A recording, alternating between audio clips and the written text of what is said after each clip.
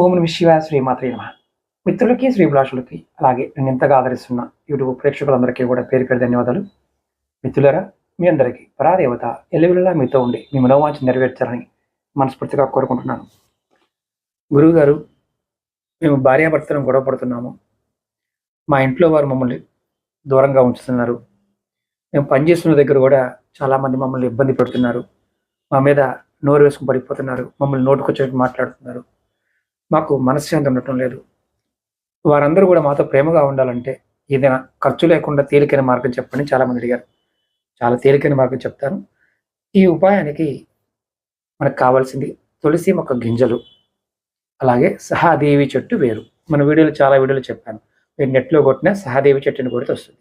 ఇది మనకి పార్కుల్లో దొరుకుతుంది, రోడ్డు పక్కన దొరుకుతుంది, ఖాళీ ప్లేసుల్లో విరివిరిగా ఈ మొక్క వస్తుంది. మీరు తులసి గింజల్ని, అంటే మామూలుగా తులసి చెట్లు దగ్గర మీకు పైన పువ్వు వస్తుంది, అవి ఎండిపోయిన తర్వాత గింజలు ఉంటాయి, అందులో గింజలు తీసుకోండి.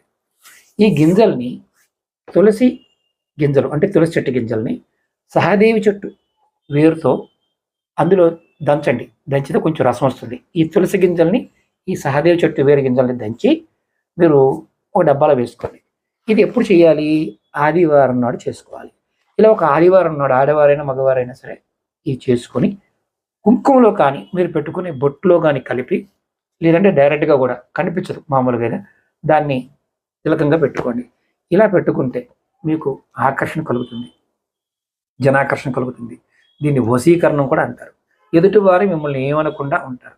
ఇది మంచి కార్యానికి మాత్రమే వాడండి, చెడు పనులకు మాత్రం వాడమాకండి. చెడు పనులకు వాడితే మీరు నష్టపోతారు. ఇది దైవశక్తి ఉంటుంది. ఇది ఆదివారం నాడు మాత్రమే చేయాలి. అలాగే మీకు ఈ వీడియో నచ్చినట్లయితే లైక్ చేయండి, ఛానల్ సబ్స్క్రైబ్ చేసుకోండి, పక్కనే గంట సింబల్ ఉంటుంది, దాన్ని యాక్టివేట్ చేసుకోండి. ఈ వీడియోని 10 మంది మిత్రులకి షేర్ చేయండి. ఎవరైతే ఇబ్బంది పడుతున్నారో వారు మాత్రమే ఈ తాంత్రిక పరిహారాన్ని ప్రయత్నించండి. ఇష్టారాజ్యంగా ప్రయత్నించవద్దు. ఇది నా రిక్వెస్ట్. కారణం ఏంటంటే కొంతమంది వశీకరణ ఉన్నారు కదా అని చెప్పేసి వేరే వాటికి ఉపయోగించాలనుకుంటారు. ఇది అలా ఉపయోగించడం వల్ల మీరు నష్టపోతారు. కాబట్టి మీరు దృష్టిలో ఉంచుకోండి.